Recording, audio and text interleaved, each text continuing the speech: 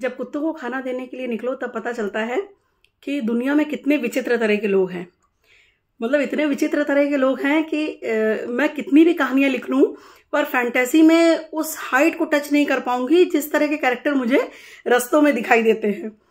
वैसे तो मिलते रहते हैं, पर आज एक सज्जन मिले तो मैंने सोचा कि जितने भी डॉग लवर्स हैं उनके साथ ये बात शेयर की जाए, क्योंकि जो खाना खिलाता है या जो फीड कराता है उसे बाकी सारे लोग ऐसे देखते हैं कि ऐसे वो दूसरी दुनिया का प्राणी हो।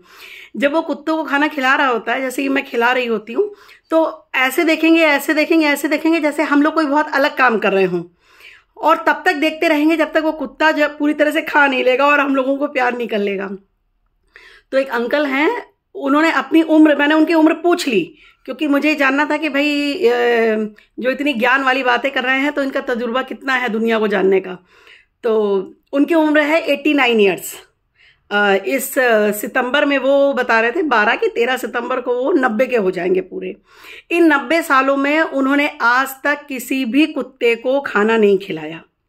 और आपको जानकर ये आश्चर्य होगा कि उन्होंने इसलिए नहीं खिलाया क्योंकि उन्हें ये लगता है कि जैसी मन की भावना रहती है वैसा ही जन्म मिलता है। तो और उस पर से उन्होंने ये कहा कि जब भगवान ने उनको वैसे ही बना के भेजा है दीनहीन, सड़क पे मरने के लिए, गिरने के लिए, तो हम और आप कौन होते हैं उनको खाना देने वाले। तो यहाँ पर मैं खुद को रोक नहीं पाई और मैंने उनसे कहा कि अंकल, विद ड्यू रिस्पेक्ट मैं आपको ये बताना चाहती हूँ कि हमारे जो दादाजी थे और हमारे जो नाना जी थे और हमारे घर में जितने लोग थे, हम लोगों के यहाँ भोग के रूप में पहली रोटी गाय को और आखिरी रोटी कुत्ते को निकलती ही निकलती थी। तो हमने तो बचपन से यही सीखा है कि जानवरों को खाना देना है। तो कहते हैं तुम्हारे दादा और नाना किसी दूसरे लोग से आए होंगे। चलिए ठीक है, ये भी मैं सहन कर गई। सहन तो करना ही था। आप सड़क पे लड़ाई झगड़ा आप कहाँ करोगे।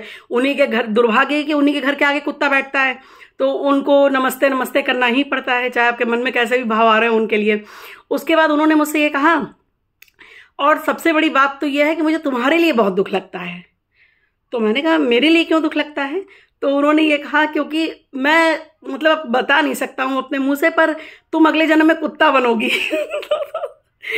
तुम अगले जन्म में कुत्ता बनोगी क्योंकि तुम्हारे ये चारों तरफ दिन रात कुत्ता कुत्ता सोचा करती हो। कभी इधर दवाई दिलवा रही हो, कभी उधर दौड़ रही हो, कभी उधर खाना दे रही हो। मैं तो यहाँ 3-3.5 घंटे बैठता हूँ, उतनी देर में तुमको 10 बार देखता हूँ कुत्तों को खाना खिलाते हुए। तो जैसे ही भाव रहते हैं वैसे ही आदमी बन जाता है।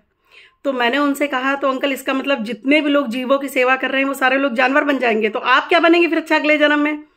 बोले मुझे अगला जन्म जो है मिलेगा नहीं, मुझे तो मोक्ष मिल जाएगा क्योंकि मैंने ये कुत्ते को बहुत दूर से प्रणाम करके रखा है, और जो कुत्तों को प्यार करते हैं उनको भी मैं बहुत दूर से प्रणाम करता हूं, इसलिए आपको भी दूर से प्रणाम है।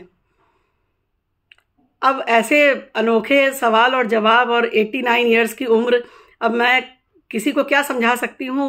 पर यह है कि आप लोग अपने मन में समझ लीजिए कि वो जो व्यक्ति हैं, जो सज्जन हैं, जो अंकल जी हैं, वो इस मुगालते में बैठे हैं कि उन्हें मोक्ष मिलेगा इस पृथ्वी पे बिना किसी जीव की मदद करे हुए। अब क्या कहा जाए, कुछ कहा ही नहीं जा सकता है।